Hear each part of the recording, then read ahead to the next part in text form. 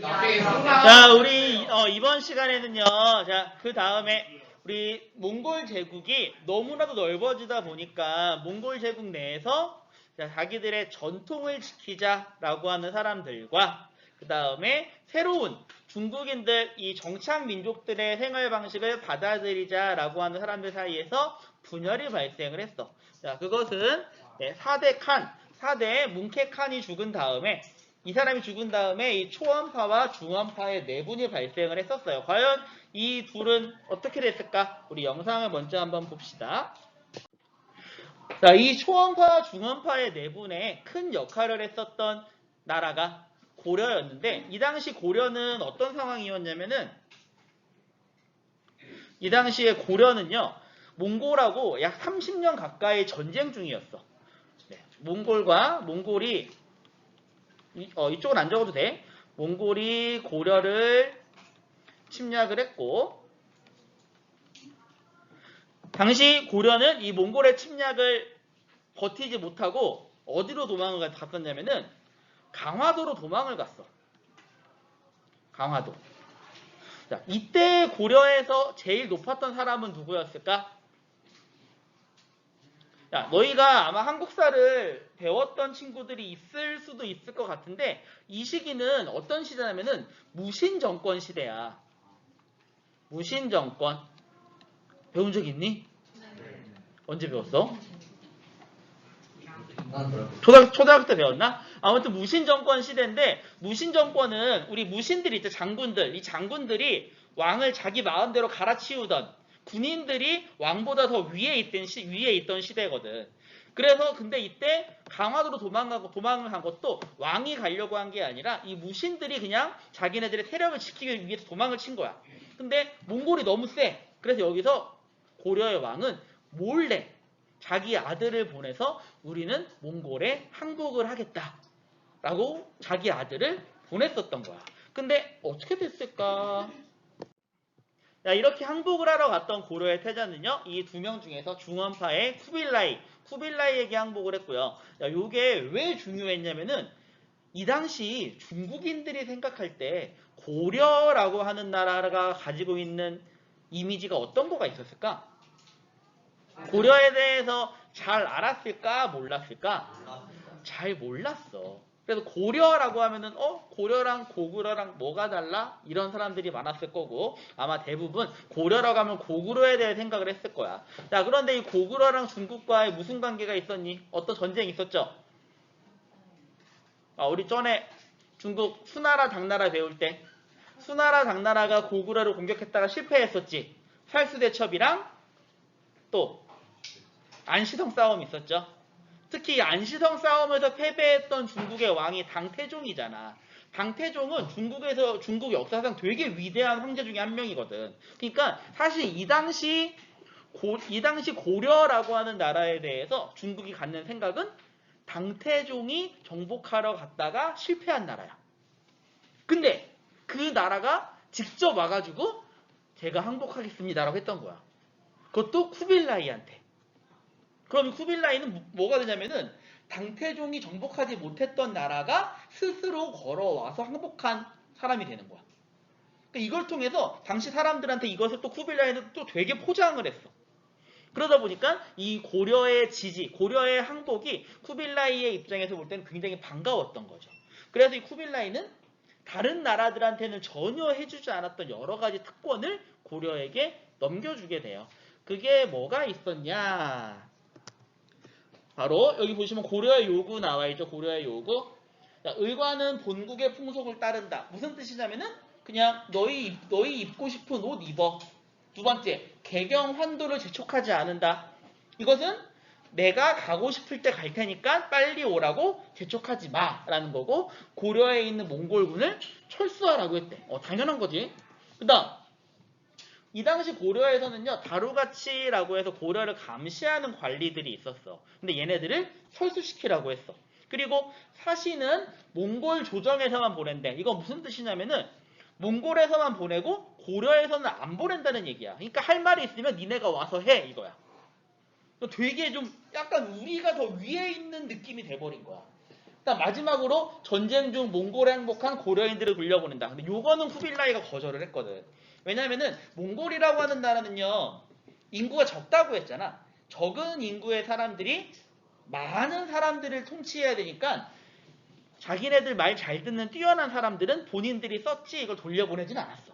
어쨌든 이 6가지 중에서 5가지나 들어줬었으니까 그 당시 쿠빌라이가 우리나라한테서 굉장히 많은 것을 해주었구나 라는 것을 알 수가 있겠죠. 자, 그래서 다시 파워포인트로 넘어와서, 자, 그래서 결국 이 쿠빌라이 칸은요, 네, 정착 생활을 주장했고요. 그다음 다른 칸국의 지배권을 양도했대. 이게 무슨 뜻이냐면은 이 당시에는 이 팅기즈칸의 아들, 손자들 이런 사람들이 각각 자기네들 지역을 차지하고 있었어. 근데 쿠빌라이는 너희들 그냥 내가 그냥 형식적으로 위에만 존재할 테니까 그 지역은 너희가 마음대로 통치를 해. 지방 분권을 시켜준 거야. 그래서 이런 것들을 통해서 쿠빌라이는 다른 칸국의 지배권을 받을 수가 있었대. 그리고 고려도 항복을 했고. 그래서 이 이후 이 쿠빌라이와 아까 봤던 아릭부케 이 두 개의 세력 사이에서 내전이 발생을 했고요. 여기에서 승리한 게 쿠빌라이였어. 그래서 결국 쿠빌라이가 칸의 지위를 차지하게 됐고요. 이때부터 나라 이름을 한자 이거 뭐니? 그치? 한자 이름을 원이라고 하게 됐어. 이렇게 한자로 나라 이름을 바꿨다라고 하는 것은 우리는 중국을 정복하겠다는 얘기지. 그래서 결국 남송을 정복해서 전 중국의 황제 자리를 차지했어요. 이거는 중국이 역사상 처음으로 다른 민족한테 모든 영토를 빼앗겼을 때야. 이게 최초. 그래서 이 쿠빌라이는 몽골의 칸이자 중국의 황제가 되었던 거죠. 그러다 보니까 중국에서는 뭐라고 하냐면은 이 쿠빌라이도 중국 황제니까 중국인이다. 칭기즈칸도 우리 중국의 위인이다. 이런 식으로 표현하고 있기도 해. 자, 그리고 이제 이 쿠빌라이 칸 이후부터는요, 이제 고려와 몽골이 서로 관계가 굉장히 밀접한 관계가 돼. 그래서 이 이후의 원나라의 역사를 볼 때는 고려와 관련돼 가지고 굉장히 주의 깊게 봐야 되거든. 그래서 한번 이 다음에는 이 쿠빌라이 시대 이후 원나라와 고려의 관계에 대해서도, 자, 그러면은요, 이제 이 원나라와 고려와의 관계가 어떠했는가 부분에 대해서 보도록 할게요. 원과 고려의 관계. 자, 우선 첫 번째로 여기 나오는 사람 다 고려의 왕이야. 고려 왕 원종. 이 사람은 아까 나왔던 그 쿠빌라이한테 항복을 하러 갔던 그 태자야. 근데 그 당시에는 이미 아직까지 고려는 무신 정권이라고 했잖아. 몰래 갔다 온 거기 때문에 이 원종은 쿠빌라이한테 가서 한 가지도 요구를 해요. 동맹을 맺었으니까 쿠빌라이께서 우리를 보호해달라. 자, 그래서 원종은 돌아와서 자기네들을 압박하고 있던 무신 정권을 무너뜨렸어. 그리고 수도 개경으로 돌아왔어요. 너희들 혹시 어릴 때 삼별초 들어봤니? 삼별초? 삼별초는 어떤 사람들인 것 같아, 얘들아? 아마 너희들이 생각하는 삼별초는 고려를 지키기 위해서 몽골에 항복하지 않고 끝까지 맞서 싸우면서 충성을 보이다가 결국에는 전멸당한 굉장히 충성스러운 군대 정도로 배웠을 거야. 근데 사실 실상 삼별초는 그게 아니거든. 실제 삼별초는 어떤 사람들이냐면은 바로 여기 나온 요 무신 정권들, 무신 정권의 부하들이야. 근데 이 무신 정권은 왕하고는 어떤 관계였을까? 무신 정권이 왕을 막 갈아치우고 그냥 왕한테는 얘네가 적인 거야. 그리고 이 왕은 무신 정권한테 합의를 하지도 않고 쿠빌라이에게 항복을 했어. 삼별초는 무신 정권의 부하들이라고 했지. 그럼 만약에 여기에서 이 왕이 권력을 다시 잡아서 개경으로 돌아가면 이 삼별초는 뭐가 될까?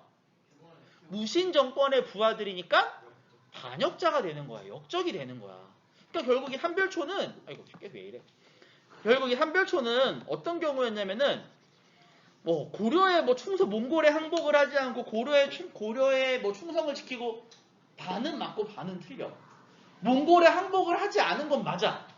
근데 이게 무슨 고려에 대한 충성 이건 아니고 쉽게 말해서 자기들이 죽지 않으려고 그런 거야. 몽골에 항복을 하면은 자기네들은 반역자가 되니까 당연히 안 죽으려고 끝까지 버티겠지. 그래가지고 몽골에 항복 안 하고 끝까지 강화도에서 진도로 갔다가 제주도까지 도망가면서 싸웠어. 마지막으로 제주도에서 이 삼별초는 누구한테 진압을 당하냐면은 몽골이 도와준 고려군에게 진압을 당해. 야, 몽골에 항전하는 고려에 충성하면 왜 고려군한테 전멸당해? 이상하잖아. 그러니까 사실 얘네들은 충성을 바친 몽골에 항복을 하지 않은 건 맞지만 고려를 위해서 그런 거는 아니야. 그리고 오히려 삼별초가 제주도까지 가서 항전을 했기 때문에 몽골은 나중에 어떻게 되냐면은 야, 이 제주도 우리한테 줘. 해가지고 해서 몽골이 제주도를 가져가. 몽골이 차지를 해. 그리고 몽골한테 제일 중요한 동물이 뭐니? 말이지. 그래서 제주도 중턱에 있는 나무를 전부 다 밀어버리고 거기에 초원을 만든 다음에 거기서 말을 키우기 시작해요. 우리 제주도에 가면은 말 타는 데 있죠? 제주도의 말이 처음 생긴 게 바로 이때 몽골이 제주도를 정복하면서부터야. 자, 어쨌든 원종은 이렇게 쿠빌라이의 도움으로 왕권을 되찾을 수 있었고 원래 수도인 개경으로 돌아올 수 있었어. 하지만 그럼에도 불구하고 원종은 아직까지 본인의 힘이 부족하다는 걸 알았어. 그래서 어떻게 했냐면은 쿠빌라이 칸한테 아직 어린 결혼을 하지 않은 막내딸이 있다는 걸 알았던 거야. 막내딸이랑 내 아들이랑 결혼을 시킵시다. 자, 그래서 그 결과 원종의 태자가 쿠빌라이의 막내딸과 결혼을 했어. 이거는 좋은 걸까 나쁜 걸까? 우리가 아마 너희들이 한국사를 전에 배웠었더라면은 여기에 대해서 뭐라고 배웠을 거냐면은 고려의 왕이 몽골의 사위가 되는 부마구, 그래서 원나라의 간섭을 받는 굴욕적인 시기였다라고 배웠었을 거야. 근데 생각을 해봐. 이 쿠빌라이라고 하는 사람은 어떤 사람이냐면은 당시 세계에서 가장 강한 나라의 최고 황제야. 요즘으로 치면은 거의 한 미국의 왕이야. 미국의 왕. 대통령도 아니고 미국의 황제. 미국 황제의 막내딸이 우리나라 왕 세자랑 결혼을 하는 거야. 좋은 거야 이거는. 그러니까 나쁜 게 아니야. 쿠빌라의 딸이랑 결혼하는 게 나쁜 게 아니야. 좋은 거야. 심지어 몽골 제국 역사상 몽골 그 칸의 딸을 다른 나라에 시집 보낸 경우가 이때밖에 없어. 그러니까 우리나라는 굉장히 특별 대우였던 거지. 그러니까 우리나라는 이 당시에는 정말 몽골이 우리나라한테 여러 가지를 많이 대우해 준 것을 우리가 알 수가 있어. 그리고 실제로 이 쿠빌라이의 막내딸과 결혼한 이 태자가 왕의 자리에 올라. 바로 이 사람이 충렬왕이야, 충렬왕. 자, 근데 이때부터는 우리가 이 우리나라 왕의 칭호가 앞에 충자가 붙고 원래는 원종 이런 종이었는데 뒤에 왕이 붙어. 자, 이때부터는 우리나라에 몽골 풍습이 들어오게 되고요. 네, 관제가 격화되는 게 왕이 되고요. 그 다음에 이때부터는 우리나라는 더 이상 황제가 아니라 왕, 태자가 아니라 세자가 돼. 자, 그러면은 이 충렬왕은 무슨 뜻일까? 열심히 충성하는 왕이란 뜻이야. 누구한테? 몽골한테. 자, 그런데 이 태자가 막내딸과 결혼해서 돌아온 다음에 이 사람의 모습이 어땠을까요? 자, 이렇게 충렬왕이 몽골 풍습을 도입을 하는데 이거는 몽골이 시킨 게 아니라 본인이 원해서 한 거였다는 얘기였죠. 그래서 이렇게 고려의 왕이 저러고 있으니까 당연히 그 옆에 있는 신하들도 몽골한테 잘 보이려고 저런 식으로 한 명 저런 몽골식 머리를 하기 시작을 했어. 그래서 당시 고려에서도 이렇게 몽골식 머리를 한 사람들과 고려의 머리를 시키는 사람들과 갈라졌겠죠. 자, 하지만 충렬왕 때는요, 이 충렬왕이 이런 일들을 하면서 자 몽골 제국이 지배했던 모든 나라들 중에서 국가가 유지된 건 고려밖에 없어. 이렇게 우리나라를 지키기 위한 노력을 했기 때문에 이 사람들이. 그리고 충렬왕은 쿠빌라이 막내딸의 남편이잖아. 그래가지고 이 사람은 몽골 제국 전체 통틀어가지고 7순위야. 7번째 순위.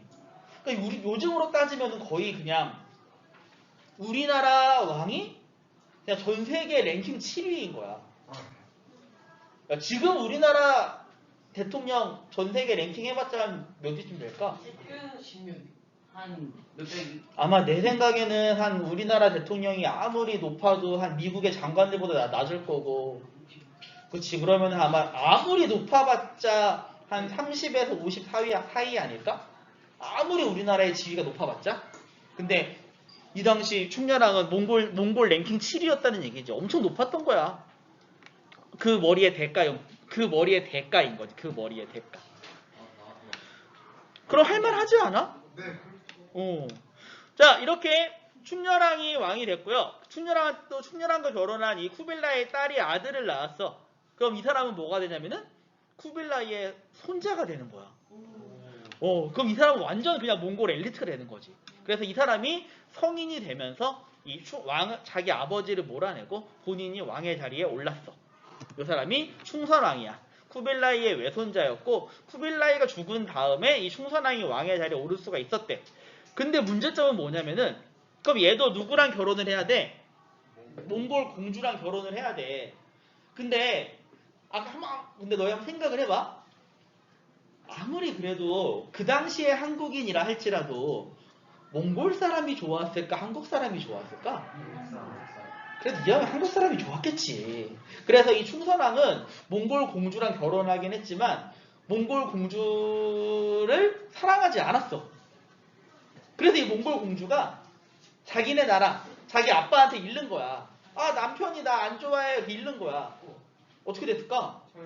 그래서 충선왕은 너 고려왕 그만둬 하면서 쭉 잡혀왔어. 몽골로 끌려갔어 오히려. 자 이런 식으로 몽골은 자기네 나라 공주를 사랑하지 않는다는 이유로 왕을 바꿔버릴 정도로 우리나라의 영향력이 강하기는 했었어. 자, 그렇지만 이 충선왕은 다시 진짜 그 완전 엄청난 순간에 갑자기 부활을 해요. 언제 부활을 했냐면은